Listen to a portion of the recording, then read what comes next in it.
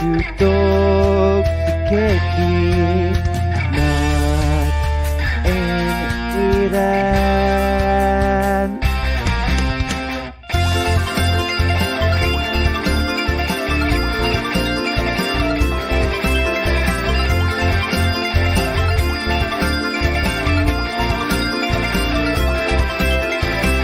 Osashiku. Konnichiwa! Minasan, konnichiwa. Hello, everyone, and welcome to the final episode of 2023 of Talk the Kēki. Final episode of Talk the Kēki Part 1. Part 1, yep. It's a two-parter today. Holidays are over. Episodes are winding down. I got sick. Ethan started a fight with shitty AEW wrestlers. That made my day today. That absolutely made my day today. So. Anyway, what's going on? Bloody fantastic, sir. How was your holiday, good sir? Holiday was wonderful. We just hung out, did gifts, we got high, made a tenderloin, and that was it. It was a good day. How about you? Nice. It was all right. You know, spent time with family for a little bit, then didn't do shit. I haven't done shit this week, which is fantastic at work. Cannot be more grateful for the fact that I've done nothing this week. It's enabled me to stay current on anime, and I started a new anime today. You did, which I'm not going to talk about because you're continuing. Yes, I started Freeing. Yeah, I was calling it Fryerin. Freeing. Yes, I have started it.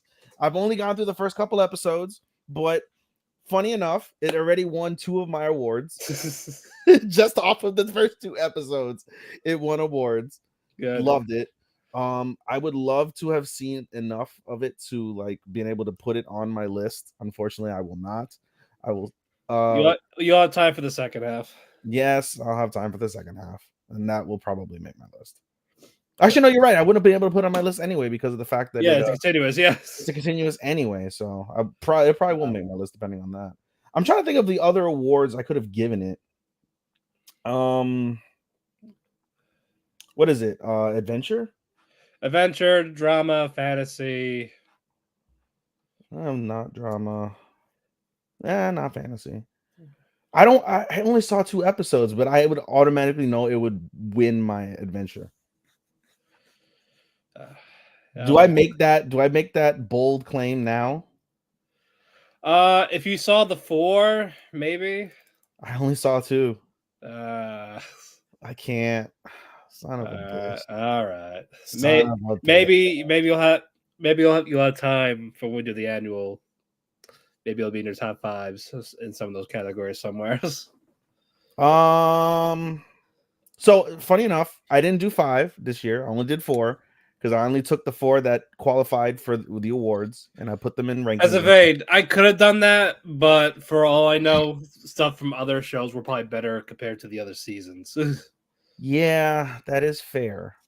It's like okay, wow, I love this better than what won last season. So yeah, that is fair. So that's one way to look at it. I went with just the chalk in essence. But I've got pretty visuals for everybody, which I can't wait to debut next week. All right, sounds good. Just don't leak your list early. No, like, how much of my list do you remember? It's changed. Probably a good chunk, but I'll. You son of a bitch. I'll believe you that you changed it a bit. Yes, I've changed it a bit. I'll just pretend to be shocked. Yeah, my top 3 never changed. Don't worry, me, Starman, and Chris already made side bets behind your back. Okay. Yeah. Okay. Yeah. So. No, we're not gonna tell you. Clearly. No. We're gonna wait till after. We'll wait till after. Oh, you rat bastard. Yes. You rat bastards. All right. Go ahead. Anyway, we got some news, not a lot. Thank God. We'll get for them pretty quick. Thank the heavens. Yeah, because we just want to get to the shows. Yes, we do. But some were somewhat important. So indeed, somewhere, sir.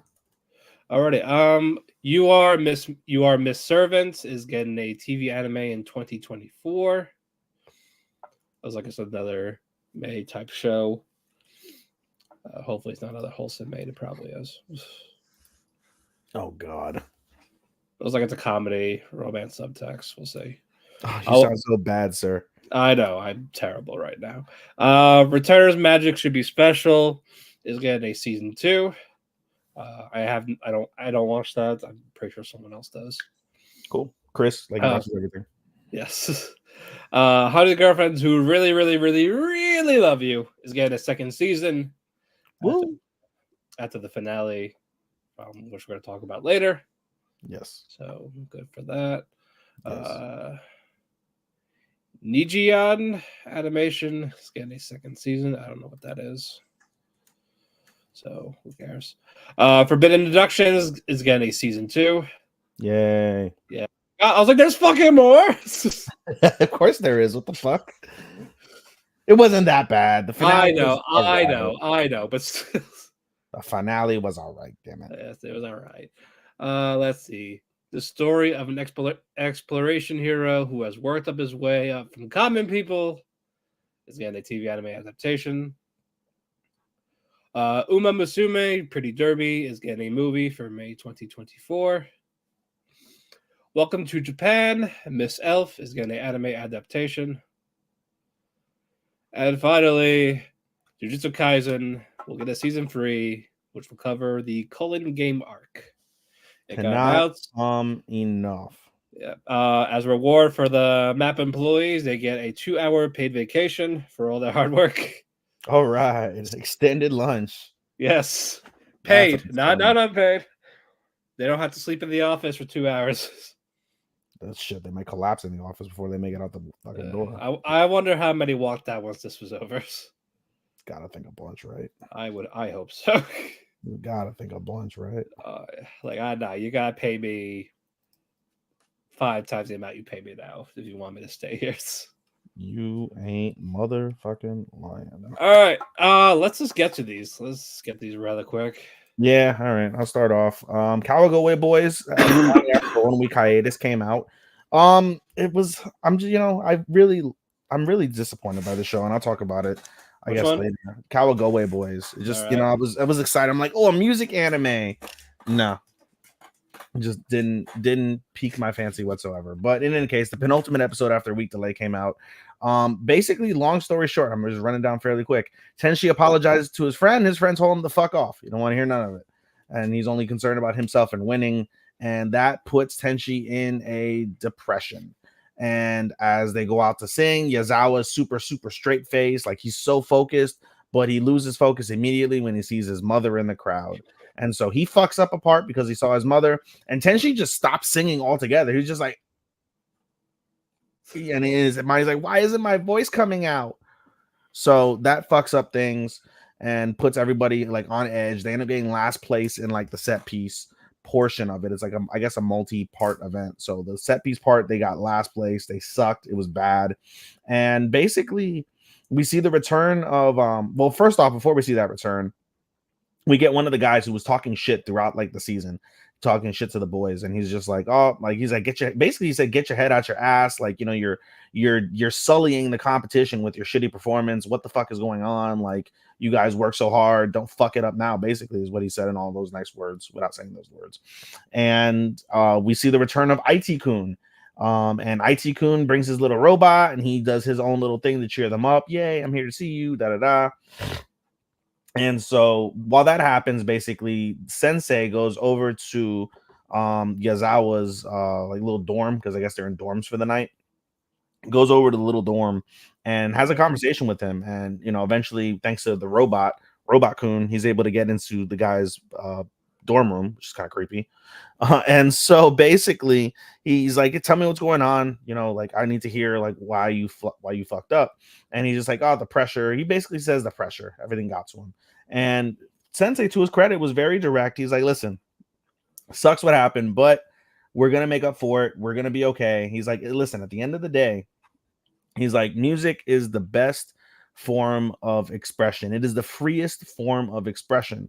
So no matter what happens out there, you should have fun, because music is the most fun form of expression. So just go out there and have fun. And it makes, you know, it livens him up. He thanks Sensei, like, you know, he really got him back into focus. And now the season finale is going to focus on them trying to cheer up Tenchi, who's depressed and got stage fright and is scared or sad because of his best friend that he fucked over, but he didn't really fuck over. He's just an emotional teenager, and so forth and so on. All right, next one. You sound so happy. I don't care. I really just don't give a fuck about this show anymore. And then the next one is the finale of My Goofy Boss. This is one I do give lots of fucks about. The season finale of My Goofy Boss was really solid. Basically, they go over to another apartment complex that day, or the following weekend rather, and they find a really nice one. The problem is it's like hours away from the office. It's by Kamute Land. And shut up, cat. No. I know you're hungry. You're not gonna get fed for another 5 hours. Go sleep. I know. Go sleep. Anyway, so it's by Kamute Land, and it's a 5-hour trip, but it's a beautiful apartment, like really, really nice. And so, what's it called? Momose is really thinking about like, oh, should I do it? Should I do it? Meanwhile, while he's having these contemplative decisions, all the guys get together and they have like a friends, like not a friendsgiving, but it's like a friends Christmas party, and they exchange gifts and they have a good time. Everything is like, nice and well, et cetera, et cetera. But throughout this time, basically, Momose is still thinking about like the move. He's like, do I really want to move out? I do want to move out, but I don't want to leave what's his face? Shirozaki by himself. I don't, like I'm gonna miss him. Like he's been so good to me. He's such a great boss, good friend. He's like really weighing in. And he gets some advice from one of the other guys. And he's just like, again, still contemplative. He wakes up the next morning and he's on the couch. I guess he's getting coffee, and he looks outside and he sees basically like a canary. There's like a canary that like kind of hangs out there.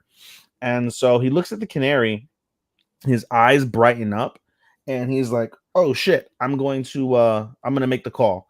So he makes the call, and we see Shirozaki come in, see him on the phone. He doesn't say anything. Momose comes back in and he's like, hey, did you make the call? He's like, yeah, I took the apartment. And he's like, oh, okay, cool. And this kind of saddens Shirozaki a little bit, but it is what it is. Nothing you could do. And so they spend their final night basically putting together a cat tree that they got for the cat. It was really adorable. I love that cat. That cat is one of my favorite cats I've ever seen in anime. Hakuso. Love him. So they put together a cat tree and, to spend their final night together.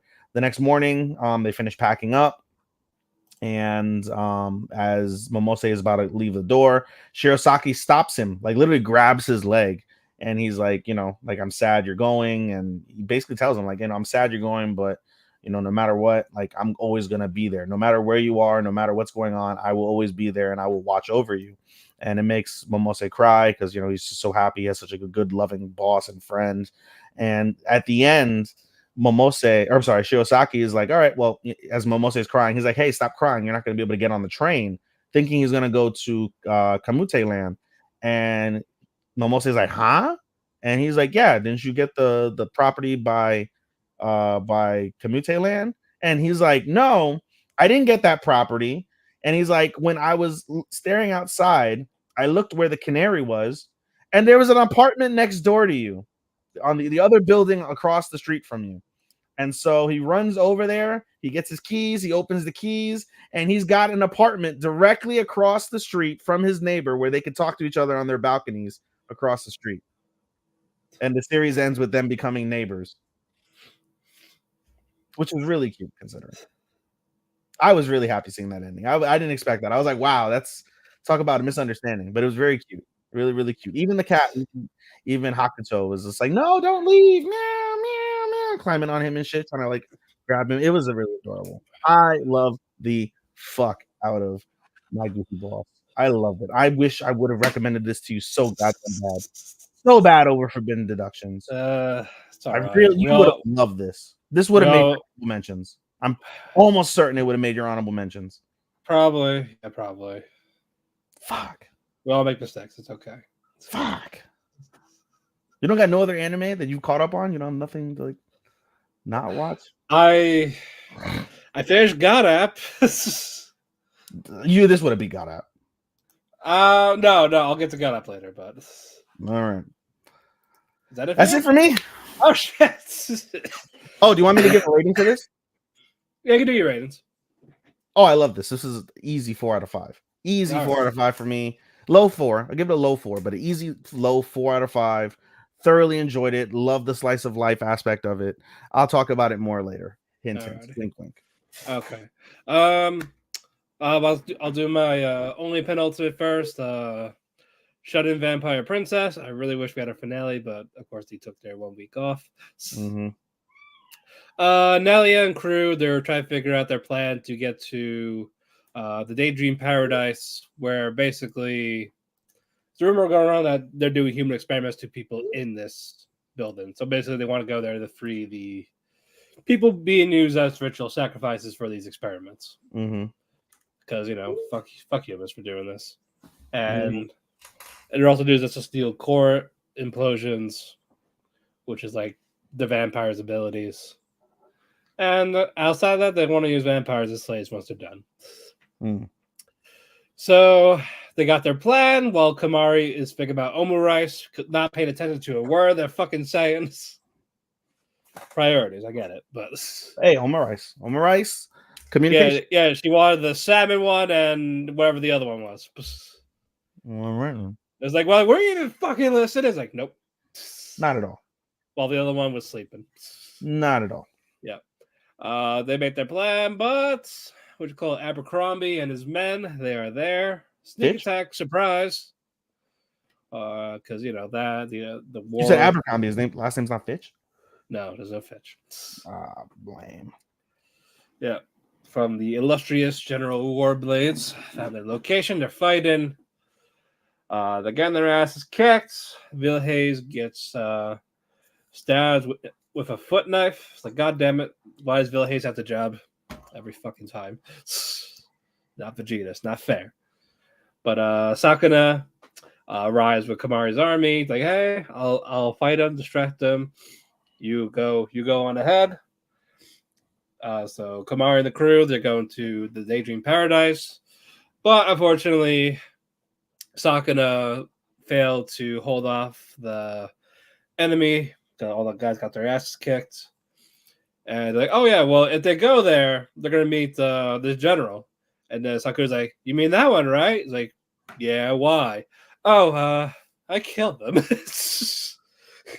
I was like, whoops. It's like, well, he was strong, but I killed him, so they'll get in there just fine.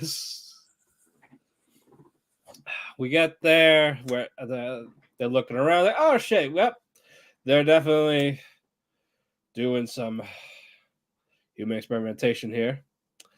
But unfortunately, Abercrombie, he gets there. It's like, well, I have a backup plan, and Gertrude, the maid of what a fucking old Nelia, name. Old white person's name to the max. What, Gertrude? Gertrude. Yes. Sounds like the type of like woman Jim Cornette would sleep with, a Gertrude. But sorry, it was not Abercrombie. I'm sorry, that was the name of his group. His name was Pascal. Not Abercrombie. Okay, so that makes sense. It's a group. If you have an Abercrombie, there needs to be a Fitch. I'm sorry. Yeah, no, they just for some reason just called that for some reason, but I got the actual name. It's Pascal. So his sister, who is the maid of one of the characters, Gertrude, betrayed him. Betrayal, haha. Yeah, so Nelia gets stabbed, and I was like, oh shit, well, we're gonna have to fight, I guess. And then Komaris is getting her ass kicked, stomping a mud hole on her ass, and walking it dry. Sakuna comes back, and she's on full on killer mode. It's like, you heard Kamari, you're gonna die, basically. And then fucking Pascal's like, oh, retreat, get out. I'm doing that, so Sakuna's following them. Kamari goes to Nelia, gives her that confidence to fight back, and Kamari gives her the permission to suck her blood to get her power, like to get some power. You need to suck some blood. Well, she doesn't suck her blood. She just wipes the blood from her busted lip and licked it. But that was enough to get her Zenkai boost. And that was how that episode ended. We will... I want to give it a proper grade, but as a finale... You don't have to have enough to give it a grade? It's 3 3/4. Okay. He'll probably stay there, but it's like, all right, but that's probably where it is right now. Okay. So I'll leave with that. I will say it. I did pick up God app again over Chris's pestering, saying, "Man, you dropped it too early," and he was right. I did drop it a bit early because I got fucking platinum med vibes on the whole fucking thing, and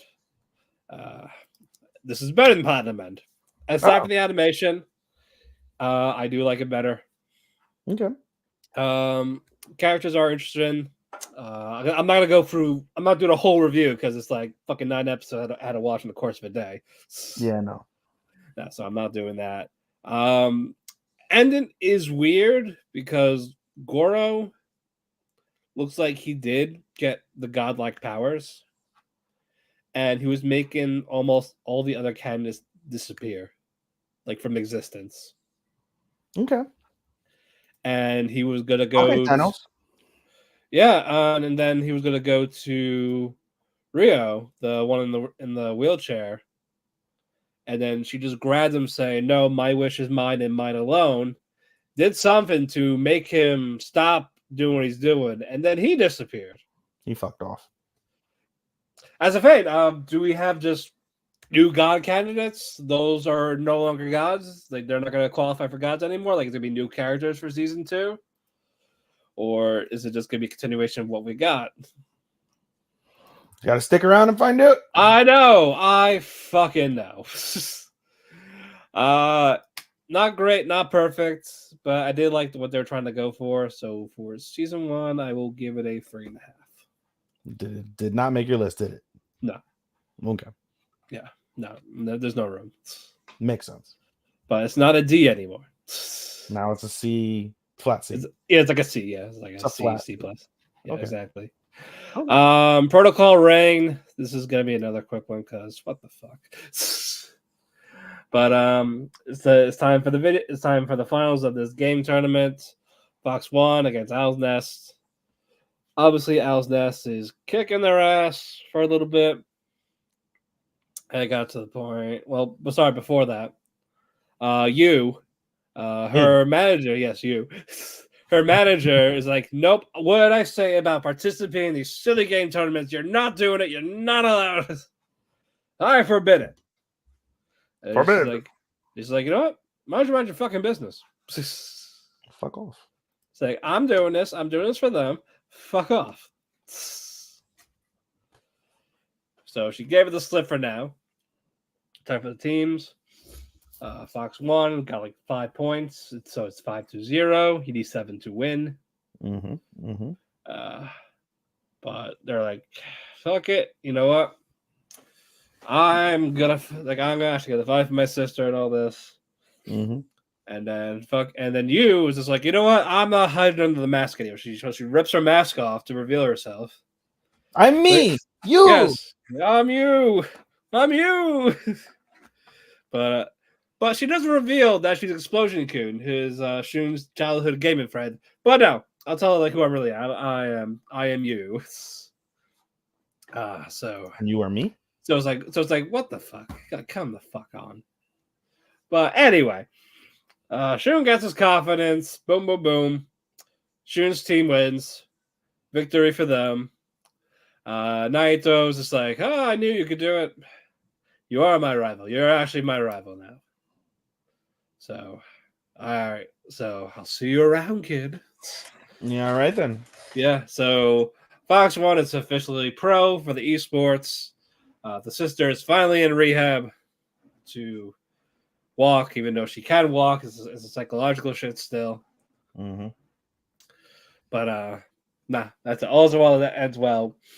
No romantic forwardness, no interest, no reveal of you as an Explosion Kun. None of that shit. Just left open. I love that they're fucking confident. I think they're gonna get a sequel. They're not. 2.5. Oh, that's a low fucking grade. Exactly. That's one of those that you're too committed to leave? Yes. Yeah, I went to just make fun of it. Oh, that's right. You did say this is one of those that's yeah. I needed more gamer rage. But Yeah. Stardust Telepath. Umika has her fever from collapsing after emotions running high and dry last week.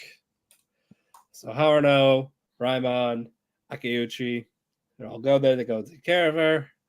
Akiyuchi is alone with Umika in the room. Mm. And Umika says something in her sleep. Mm. And she like holds on to her. It's like your forehead telepathy thing. I want you to only do it with me. Ooh, do it with well, because that's their way of kind of like kissing, but not really kissing. forehead touches. They're cute. I love Yeah. forehead touching. Oh, that's fucking adorable when they do it. Forehead touches. The shit. So Akiyuchi was just fucking blushing up the wazoo. But they're like, what? What do you mean? No, you're just sick. It's okay. You don't mean it. It's just... You're so red. Yes, no. She got flustered a couple times. Like, even during school when Umika got better, she like even tells like Shard, like, I haven't done forehead empathy with anyone else. I haven't forehead fucked nobody. Yes.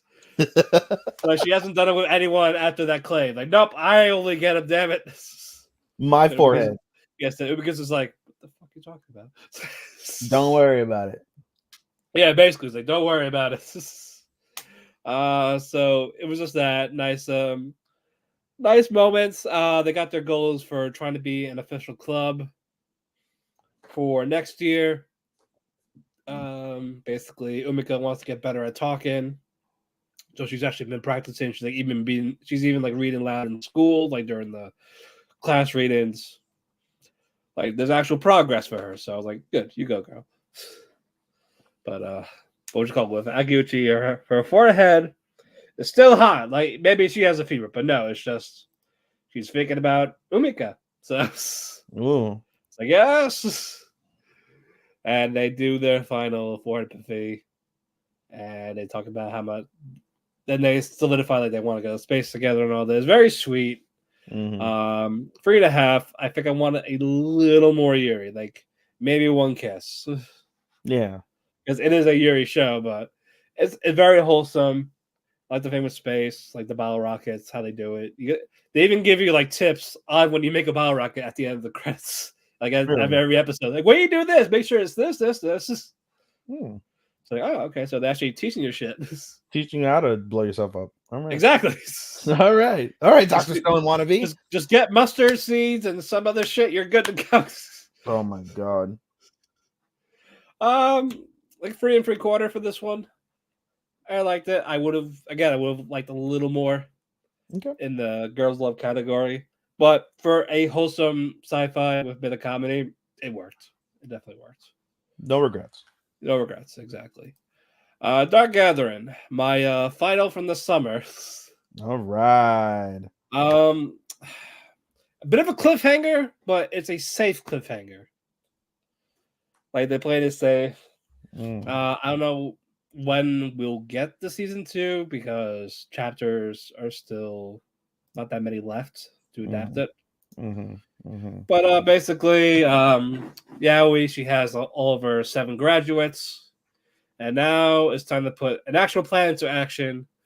Where basically they gotta go to Kyoto where the Kami is, and basically plant the 5 of the graduates into like a pentagram in certain areas, while the 2 would basically fight it as a distraction.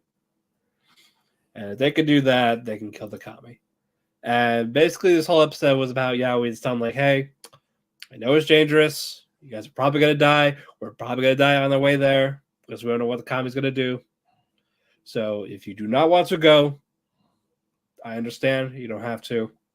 So give me an answer by tomorrow. But fucking Eriko, she was getting ready. Like she was ready, like from the get-go. Like Erika was giving Yaoi some stuff. But she made basically 3D printed boxes that could store items from when she upgraded the old F Tunnel girl that was in Eriko in one of the episodes. So basically, those would be the decoys, like the substitute. Like they would attack that. And she printed a fucking bunch of them. So basically, it would be like, oh yeah, if anything goes in trouble, we got these as backups. And Eiko just talked about like, you know what, we got this far. I'm mad at my cousin now, basically. And all right, fine. We go to the next day. Yaoi and Eiko outside, but Kentaro shows up. He made his choice. Of course, because he's an idiot. He's going to God Night. He wants to be brave. He's going to be brave. He's an idiot. But he brought a graduate kit that for easy release and recovery for the graduates if they get too damage. And then they go back to the house they bought to get the stuff ready. And they're off to Kyoto. They're going to deal with Ai and the Kami first before they fight the main baddie. That'll probably be for season 2. I like this a lot. I gave it a 4 1/4. Love the visuals. I like Yaoi. Eiko's fucking hot, even though she's a yandere. Yep. Kentaro grew. I feel like a nitpick would be the second half episodes felt a little too repetitive, but I get it was going after the graduates. But you got background on the graduates and how the powers work, what made them this way. So I liked it for that. But aside of that, very good show. I can't wait till whenever we get a season 2. That probably might be in a couple of years. We'll see. Yeah, no freeing. So let us go with Paradox Live. All right. Let me get that description up. If I can fucking find the show. There it is. Yeah. Picked up where we left off with Kanata having a mental breakdown after being told that his brother has been dead all along and it was all in his head with the imaginations. Mm-hmm. So it's like, oh, well, fuck him then. So while that's going on, Kanata was basically absorbing the phantom metal from like everyone in the around the arena, the fans, the contestants. All that shit was happening. Like they're slowly dying. Team Bay, they see this like from the helicopter. Like, what the fuck's going on there? Let's actually go check on him. So he's going fucking berserk now. And basically, and the world basically with the phantom metal. That's what the guy behind this is, because it turns out Baraikon, the people that were on the stage, they were ghosts. Turns out there were actual phantom metal that went into Kanata. So I was like, what the fuck happened to the real ones? But we actually get to that. One died. The other one's alive, and the one that is alive was stopping. Hold on, what's his name? I gotta find his name. What's his nuts? What's his nuts? Hold on. Shura is the one that's alive. Yeah, Shura is the one that's alive. The one that's dead is Yasha. Basically, I don't see a name for him. We're going to call him Messiah. That's what his nickname was. He called himself the Messiah. So basically, Shura talked about how the Ultra Trigger thing, like it's basically bullshit. Don't use my fucking dead partner's fame for your own benefit. And he fucking broke the glass where Yasha's medallion thing is, so he took that out. And Messiah's a fucking bad shot. He tried to shoot him like 5 times, but Shura just fucking Star Wars shot. Yeah, basically. So Shura was able to knock him out. He told Bay and everyone basically sing to him, rap to him to trigger it, make it go away because it's weak now. So everyone's just trying to break out to him. Alan starts to wrap off because like first he's like giving him praise, like, you know, like I was really looking forward to facing you in the finals, but I chickened out. I'm sorry. I love your music. But like your raps are special, and I didn't know you were dealing with this with your brother. And I hope we can have rap battles again. He starts to rap, then the rest of Bay, then the other groups, and then they all do like one big verse of the song's called Last Verse, and the corrosion starts slowly going away from the phantom metal. And Kanata, he's back to normal. They check on him. He's okay.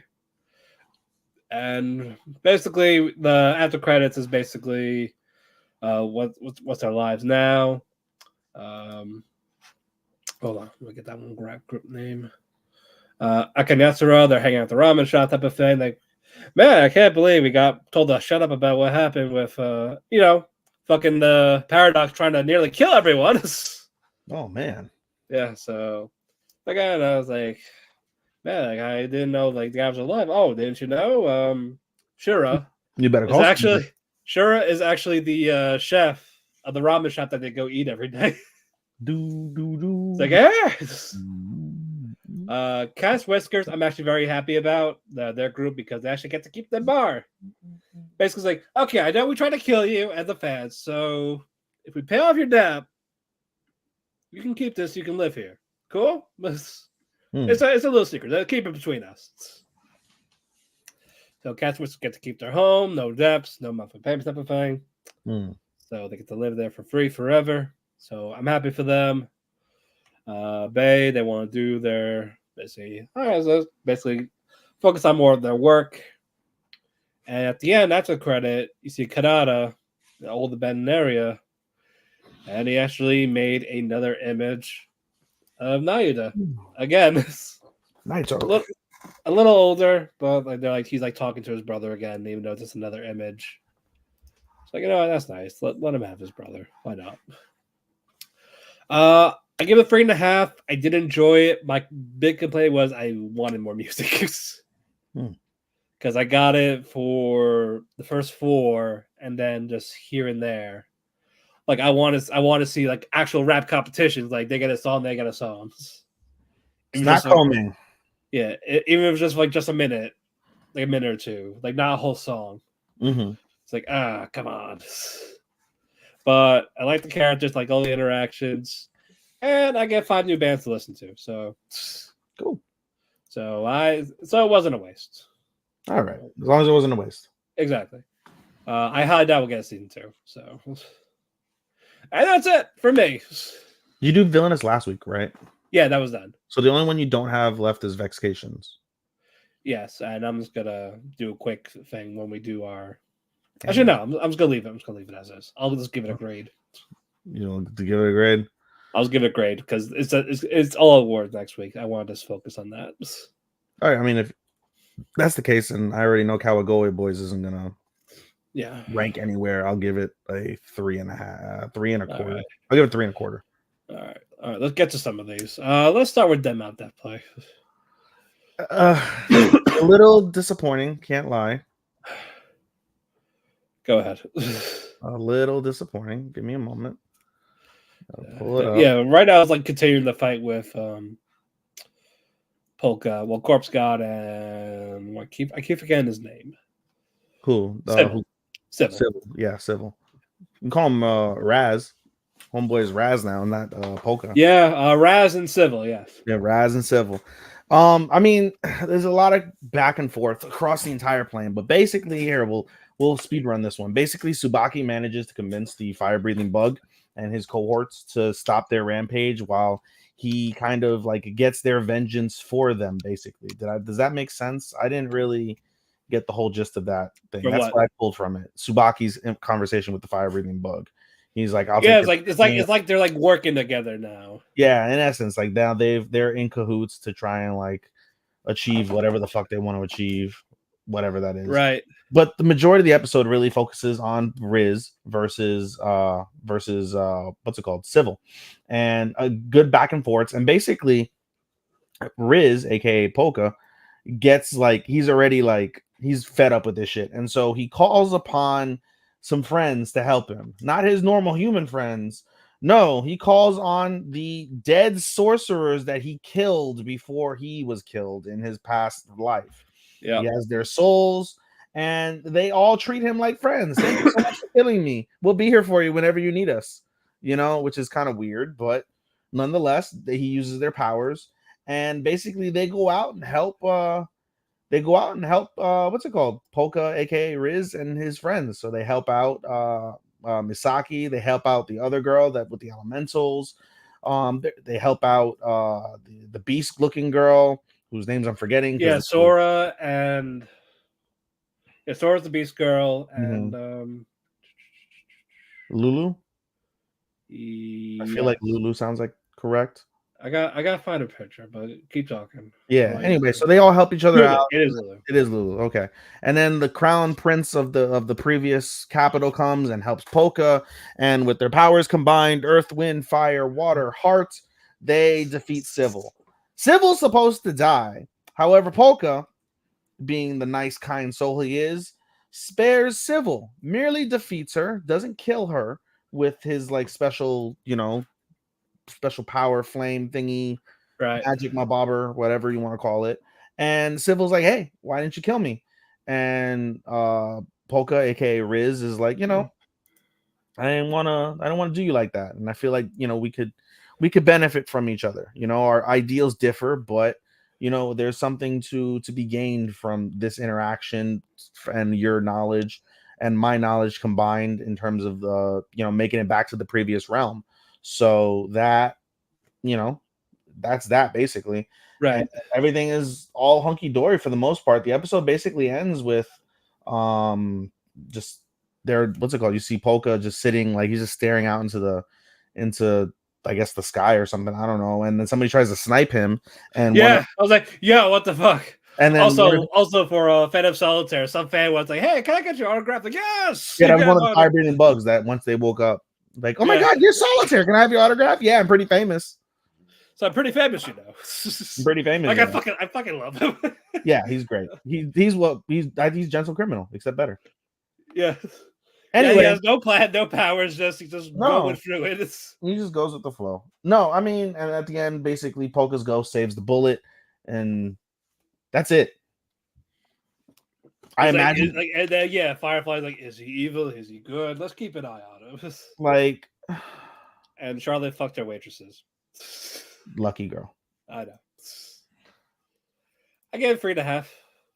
The ending was super disappointing for me. Yeah. The ending was so bad. It fell off my 13. It was number 13. It fell off. I did like it better than part 1. So I did like it better than part 1. For that, I gave it a 3.75. I just don't know if we're gonna get more now. I don't really care. I'll watch it if it is. If not, I'm not missing anything. All right. 3.75. Yeah. Yeah, so you graded a little higher than me. Okay. All right. Just the ending sucked. Yeah. No, absolutely. Yeah. Forbidden Inductions. We wasted no time. We got to where we won the episode. Like, I know who the criminal is. Of course you do. I was like, that was quick. All right, we're just getting to it. All right, Jesus, I wasted no time. Put it in. Oh, you're done? Okay. All right, cool. All right, no build up. No, like halfway through, we're just going right the very first second. All right, cool. No foreplay with it. Just stick her in. Yep. No, going in dry. Going in dry. Toto just goes, it was the mayor. It's like, what do you mean? No, it wasn't me. Calm down. Guys, I'm the mayor of the people. You're gonna believe this guy? It's like, what proof do you have? You hung him. With what? Nothing. The shrine rope. Yeah, he had to pull that one out of his ass, and it was right. Ron's like, look at this. Yeah, look, it's tied slightly different. The most minute thing. I noticed yesterday this was tied one way. Now it's a different knot. Yeah, that's what he did. That's something the other guy would do. The guy with the tweets. He would do that. He would do this. Tweezer boy would say some shit like that, right? Yeah. So he pulled that one out of his ass, but it worked. It's like, oh yeah, like you did this. You basically you did it for your granddaughter, so she wouldn't date some loser, basically. And that you're skipping a little ahead, but yeah. And everybody's like, oh, we did it for her. Like, I brought shame to the village, and then Ron's just like, jump off a cliff. Okay. All right. So Toto, he catches him, but the cliff collapses. Oh fuck! They're gonna die. Yep, he's hanging on, but no, they threw a rope. Some mysterious person in the tree. Yeah, we'll get to that in a bit. Threw the rope. They get up. The mayor's arrested, and then people are gone for right now. It's a Spitz, Ron, Toto, and the girl. And then Ron's just like, "You can come out now." And the mysterious person who threw the rope is Spitz's brother, the one they've been looking for. Yep, basically talked about. Well, your grandfather was doing some shady shit. I helped him because I suggested it as a joke, and he took it serious. So I was like, all right, we're gonna go full retard. But they were taking it too far. I wanted nothing to do with it. Yep. And so he killed him. No. The mayor. Oh well, yeah. The mayor killed him. But he also said, he's like, yeah, ever since he's like, it started 9 years ago. I made the joke. They took it too far. He's like, the last 4 years though, I've been in the mountains because I earned the ire of a particular group. And they're like, well, who's the group? And he's like, I don't want to tell you because then you'll earn their ire, and I don't want you guys to die because of. I was like, it's I'm going. Of course it is. Yeah. We'll get to them later because it's fucking gross. Yes. But they do that. It's like, why now? And Ron is like, it's because old girl there. She wants to fuck your brother. He's like, no. Yeah, because he's like, oh well, you can arrest me now. And then he's like, nah, I'm not doing that. Oh, you didn't do anything. Basically, I'm just gonna turn away. Yeah. Come, Toto. Come, here's a leash. Come here, boys. Watch me go kill someone. Yes. Yes. Yes. Stop me from killing someone. Okay. Yes. Then they get to the thing. Spitz is away from them now because he's going to back in blue. Yep. Spitz was getting Ron's file, but the principal stopped her. Looking for this little boy. It's like, fuck, yes. How did you know? And it's like, well, you gotta do something for me. Yeah. And then Spitz goes like, well, it wasn't there. Funny enough, it wasn't there. But here's this QR code and here's a link there's a message on a tablet. And by the way, once you click on it, you ain't gonna see it again. So it's gone right after. Also, it needs passwords from both me and Toto. They didn't even say what the password was. They're not gonna tell us, but Toto spits? Yes. Spitting Toto? What is it? Oh, he definitely spits. But yeah, spits and Toto. It's like, well, the reason why she asked for your passwords is because she wants you to see this as well. So we're gonna do it together. And it reads, if you're reading this, I'm dead. No, never mind. No, not really. But it's like, well, shady shit's going on. Someone did this. You got framed. I know you're innocent. I can't say more. Yeah, let me give the details because you're trying to speed run it. But basically said, listen, when we looked at all the data, there was some forensic data from a blood splatter. We don't know who it is. And so we wrote it in the report. Somebody removed it from the report. Don't know who it is. And I know you're innocent, but we have a mole who I don't know who it is. Yep. So I'm pretty sure I know who it is. It is the House of M. The House of M, aka the House of Moriarty. Yes. Yep. So basically, what? No, not them. Yes, because they erased their tracks. Every case, every murder case, anything that's unsolvable is because of them. Yep. 90% of the cases that are unsolved are what's it called? Because the House of M. Calls the House of M. So they're getting ready for that. And the after credit, we get to House of M. Yes. It's like, oh yeah, by the way, Jack is having a baby, doesn't want to do this anymore. What should we do? Kill him. Kill him. Fuck it. We don't want him around. Yeah. The fuck you having children for, bitch? Yeah, we don't want him sharing secrets. He can't settle down. Once you're out, you're out. Yeah, you're out, you're dead. So they're sending their fourth-born, Winter. Yes. To look for Ron. Yes. I'll make sure to do a thorough investigation. Dun, dun, dun. But they do mention like a motive. Basically, they're like, listen, Ron has both Moriarty and Sherlock blood in him. So he's like, hey, we need to get him away from sleuthing. So we get away from Sherlock, and we need to give him despair and make him pain and, suffer. And then once he suffers enough, he'll turn to crime and he'll join the Moriartys. 3.5. Yeah, 3.5. Started strong. The cases got way too predictable. And repetitive. Yeah, predictable, repetitive. It's like, I want a mystery to engage in. This is. I'll admit that the mysteries that lasted more than one episode were solid. Was not a fan of the one episode mysteries. Right. The second one could have ended in an episode. They stretched it. It is what it is. I'll watch the second season. I will too, because I'm curious about the Moriartys. Of course. Yeah, because we love a good Moriarty. We had a few here already. We do. We like a good Sherlock too. Yeah, we had Moriarty the Patriot. We had I had Undead Murder Farce. Yep. And there's some other ones, I'm sure. And Lupin, yeah, there was one on Lupin. Lupin, yeah. Exactly. All right, let's get to our not a full finale, but and the core one, Apothecary Diaries. Really interesting. Not yes, really. Kind of interesting. Yeah. Basically, when we get to the gist of it, Mao Mao's term is about to end soon. No, incorrect. Mao Mao's term is still going on, but Mao Mao's family, specifically her father, had dealings with Faye. What's her face? Faye Young, Faye Song, Faye Ming. Which one? The one that got executed? Yeah. Faye Ming, yes. Faye Ming, yes. So basically what they're doing is they're going through all of Faye Ming's files. Anybody in the court that had any sort of dealings, them or their families had any dealings with her or her organization, are being fired. They're being let go. If there's anything further that's uncovered from that, you get killed, basically. And that includes their families. And that includes family too. And so they look at Mao Mao. Mao Mao's father had dealings with it because he's an apothecary. He might need honey for some reason.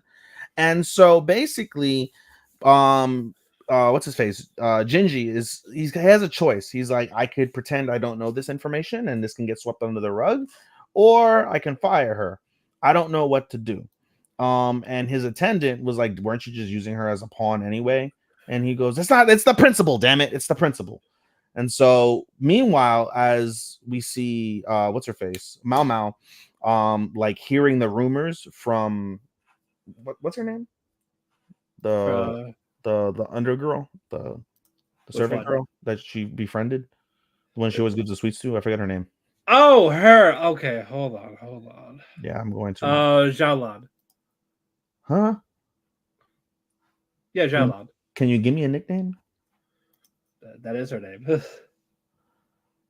called Zhao. Zhao. Okay.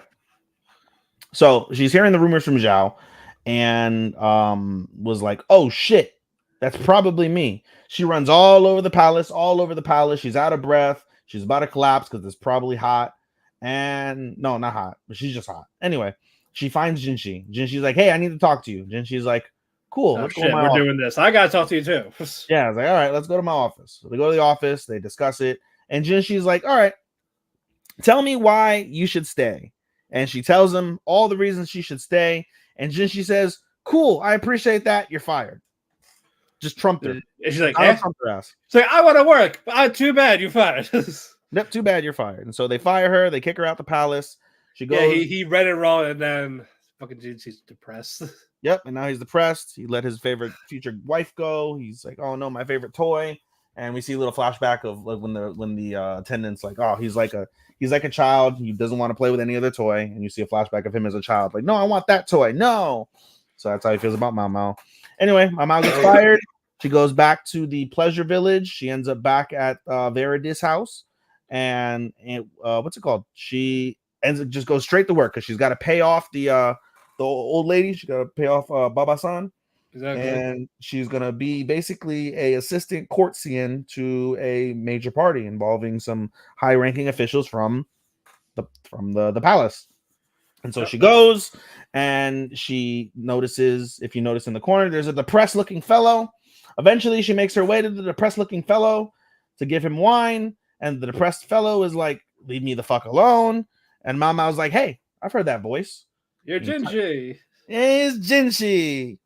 And Jinshi's like, Mao Mao, are you selling yourself now? And she goes, not yet. And he's like, not yet. He's like, why'd you leave me? You fired me. I didn't want to fire you. Like, I wanted to work still. And so we get a really cute moment between them, basically, where he wants to touch her. And of course, because Mao Mao doesn't like him, was like, don't touch. You can't touch. It's a rule. You can't touch me. And then she's like, can I just use my finger? Just the fingers.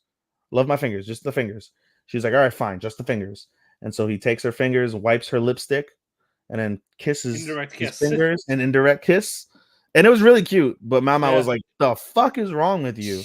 Meanwhile, the sisters are like, oh, Mama, all right, get it, girl, get it. And they start asking questions like, who is she? Did you suck his dick already? Like, oh, do you love him? Like, what's going on? Get out. But that said, basically, there's a piece that says, like, hey, during that conversation, it's like, what if I bought you? And she's like, that's not a bad idea, but I wouldn't spend my money on me. Don't do it. And so that night, she goes home. She's sleeping with her father, and she can't sleep. When she wakes up, the father's like, can't sleep. And she goes, nope, I'm going to go get some air. And it's like 3 a.m. and it's brick cold outside with snow. And I love the father. The father's like, all right, take care. Just like, just don't give a fuck. That motherfucker. Like, yeah, just come back whenever you feel. Just come back whenever. I'll be here. Hopefully alive still. Yeah. And she goes out. She goes out to the yard. And she sits on a box and she has a bottle of sake. And she's just reminiscing about everything in the palace. And she wants to go back to the palace. She really wants to go back to the palace. And she sits there. She drinks her sake. And then she realizes, fuck, it's brick outside. Yeah. I'm going back inside. And I love how she scuttles. Scuttles in. Yeah, when you get your little chibi face body. I love chibi. Chibi characters in that show are fucking great. Anyway, so a couple days go by, a week, I don't know, a couple days, something like that goes by, and a official from the palace comes and drops off a large sum of money and drops off a poisonous bug. So Baba's happy, Mama's happy. Yep. Mama is back in the palace. Yep. Yeah, this is really good. I love the shit out of this. This is like a 4.5 for me. It's a 4.5 for right now, yeah, for sure. Yeah, 4.5, core 1, 4.5 would have made my list. Where would it have made your list, Matt? I think 4. Damn. 4-3, yeah. Damn. It would have made 4 for me. But no, 4-3. I picked 4. So oh shit, Jesus Christ, my mic's about to fall. We're on the same strategy. Oh no, really good. Really good indeed. It's a shame we can't include it in the finale. Oh no. We'll praise it. We'll praise it more in part 2, but yes, we will praise it more in part 2. But I mean, honestly, if I'll give you a spoiler now, if I had been able to put it in my top 30, I would have ranked it 17. It would probably be like 12 or 11. Wow, Matt. Yeah. Wow, I cannot wait for next week. You have no idea how much I cannot wait for next week. This is gonna be a blast. Anyway, right. moving on. Spy Family. But basically it's a Lloyd and Bond episode again. Not bad. No. I like them together. I really do. Yes. Bondo. Bondo. Trying to remember how it started. Basically everybody was having they were just chilling. Anya's making fake Stellas because she's a dumbass. And what's it called? Basically, Lloyd's like, hey, I'm gonna go for a walk, Anya. You want to come? No, I'm making Stellas because I want to be a Stella girl. Yes, like I'm doing this. Like, all right, Bond, you want to come? And he's like, all right, cool. I could do training with Bond. Yep. So they go to the park. They do some training. And eventually Bond's like, fuck this. Yeah, he's teaching him how to take down targets without causing harm. Yep. While Frankie is yelling at Bond for biting him. Yep. He's like, who took care of you while they were on vacation? And he lets go, which is what he's not supposed to do. Yeah, and then Lloyd, like, hey, don't do that. That's not how you do it. Yep, but Bond is sick of this shit. He just wants to be with Anya. He just wants to do his own thing, kind of. And so they're like, all right, let's go for a walk. Yep. So they go for a walk. And Bond starts acting erratically because his powers of foreshadowing are coming into play. Or foresight, yeah. Foresight. So basically the first foresight is there's a little kid who drops his ice cream cone. He wants to save the kid from dropping the ice cream cone. Turns out the reason why the kid drops the ice cream cone is because of Bond. Yep. So Lloyd has to buy him. And by the way, that kid is a fucking asshole. He's like, I got 2 scoops, you fucking pores. And then he drops the ice cream. No, all his friends are like, that he had it. That he totally had it. And he got 3 scoops from Lloyd. He's like, I got 3 scoops, bitch. I was hoping somebody would punt him in the balls. Was hoping that, but we don't. Someone yeet a child. Yeah, I was hoping we get a fucking your yeeting of this fucking child into. Yeah, but now Lloyd doing it. Yeah, that would have been nice if Lloyd was like, "All right, yeet."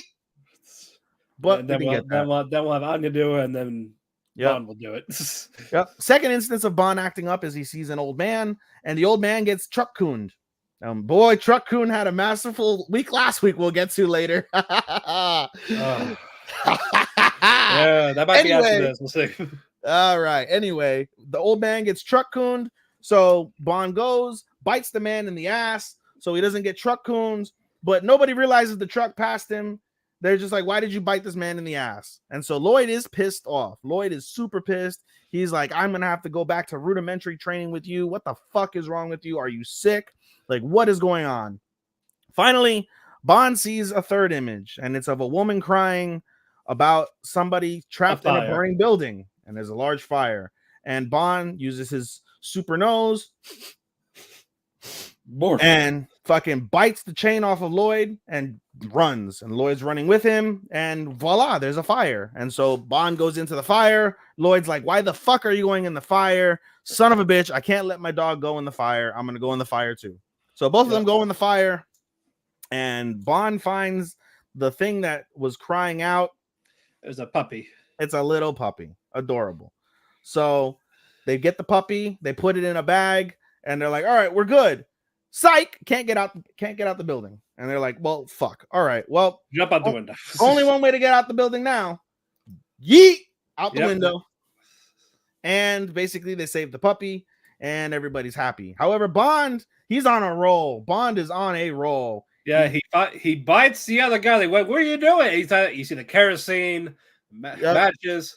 Yep, he finds the arsonist, and basically there was like rumors this fire started with arson. There's been arsonists around. He finds the arsonist, bites him in the leg, and you see the kerosene and such. And then as the arsonist Lloyd is like stab Bond in the neck, Lloyd just Superman punches the arsonist, and arsonist is down. He's out for the count. And he's like, good job, Bond. You found the arsonist, but you bit his leg. You're not supposed to bite the leg, damn it.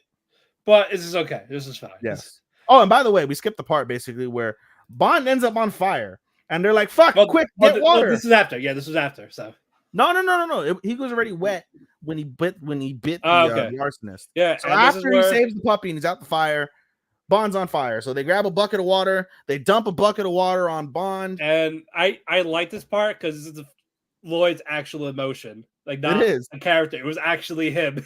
Yeah, it was great. So basically, he's Lloyd's serious face, very on the mission. Don't laugh. Don't corpse. Don't break character. And he sees Bond wet, and Bond is not a big, fluffy, large animal. He's like a skinny little. Bond is skinny as shit, and all his hair is all fluffy. He shakes his hair out and gets everybody wet. He's still skinny as shit, and Lloyd he corpses.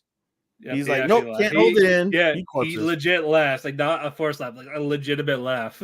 A good, hearty laugh. And so basically, everybody's trying to find Lloyd and Bond. Like, oh, you saved the puppy, you caught the arsonist. Let's find them. And Lloyd's like, hey, let's not end up in the newspaper and we both get fucked over. Let's go home. And so they go home, and Anya reads their minds as they're internally talking about things. And Anya's like, oh, you deserve an award. Stick. Congratulations on your 2 Stellas. It's like, I wanted real ones. Yeah, he's like, now hurry up. I wish you get real ones. Yes. Yeah, then they have the little dinner thing. Very cute. Yeah. It's setting up for the movie, which is already in theaters in Japan. We will probably get it. I think we get it in January or February. I don't know when we get it, but it should be soon. We'll watch it. Oh, yeah, we'll definitely watch it. I gave this a... Gave it like a 4.25. I gave it a 3.75, and that is literally only because of the Yor arc. Because otherwise, it would have been like a 3. No, the Yor arc made it that. Otherwise, it would be like 4. It carried it. That Yor arc carried the show. Yeah, I liked. Outside of that, I like the nice moments, but some of them, episode wise, they're almost forgettable, except for a certain few. I just don't care. I know you don't. Not care any about, and we'll get more as we get into. Actually, did it even make my annual? I don't even think it did. Spoiler alert. Anyway, we'll get into it into the finale. All right.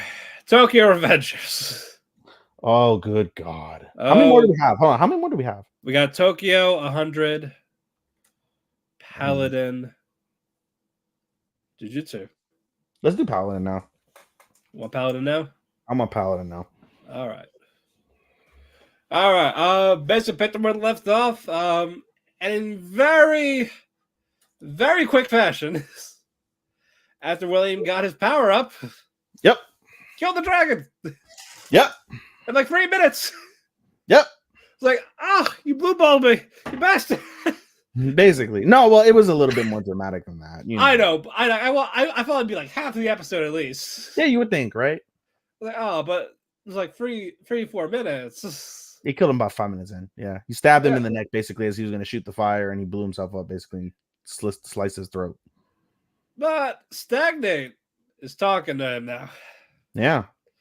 It's like, so there's a reward, there's a price for this, for me helping you. Before he talks though, he feels weird, right? What's his face? He feels weird. Will feels weird, and he's like, something doesn't feel right, and he grabs a giant rock and just crushes it with his bare hand with no effort, and everyone's looking at him like, holy shit, are you the Hulk now? What the fuck? Now Stagnate comes in and says there's a price to pay. It's like, oh yeah, I did this for you and all this, but it'll cost you. You want, what was the price, Ethan? You now owe Stagnate a favor. And what's that favor? A baby. A baby. You gotta fuck the god to death. Yes. And by the way, the reason why you crushed that stone, you now have a dragon characteristic, dragon trait, something along those lines.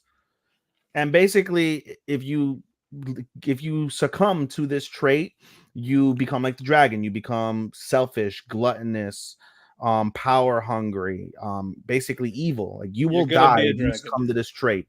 So learn to tame it. It's a very powerful trait. She says, like, now, what's it called? Weak words will fly by you like a normal breeze. Small blades swung with no purpose will not cut you. So you're now overpowered as fuck. Your skins are dragon scales, yes. Yeah, basically. But don't let that go to your head, because if you do, it'll kill you. Yep. But you also gotta mate with me. Yep. And Stagnate transforms into this voluptuous woman. Beautiful. I would have given her a a baby right there. He's not wearing anything anyway because the dragon fire burned all his clothes. Yeah, basically. Yeah. And then Gracie was like, all right, shoo. That's mine. Stop That's my concubine. Go away. All right, you guys are all brave heroes. State your wish. I will grant it for you. And it was all the same wish. Basically, unpollute. Yeah, remove the dragon miasma from everything. And that way it'll be back to being the Iron Mountains. Yeah, so she's like, I can't restore it to where it once was, but I can remove the miasma and let things develop as they will. He's like, yep, cool. They do that. They celebrate, huzzah! They go visit Gus. Look, you're back. You made it. Yep. Did you cower? No, we killed it. How'd you kill it? Stagnate. That didn't happen. But no, and then Will did his little prayer to Blood and Mary. Al tries to give Gus the weapon back. He's like, what the fuck am I gonna do with it? I don't find it anymore. Yeah, I'm a ghost. I'm dead. I can't leave here. He's like, but this is your comrade's weapon. Like, don't you want it back? And he's like, nope. The best thing for that weapon is that it be used by someone worthy of it. You are worthy of that weapon. Yeah. Keep it. And so Will's like, hey, you got one weapon from Gus. Here's another weapon. Tries to give him back the sword.